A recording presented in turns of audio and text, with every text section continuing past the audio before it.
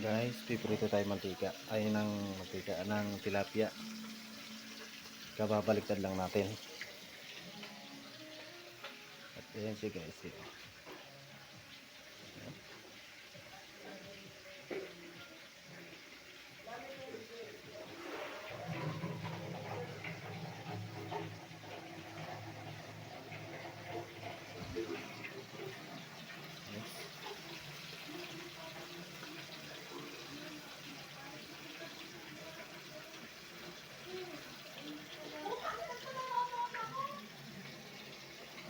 Ito guys si Ate Nene may igib dito, pinaigib natin kasi wala silang tubig. Ayan sila guys, nanigib sila dun, mga iniigib nyo yan sa mga container.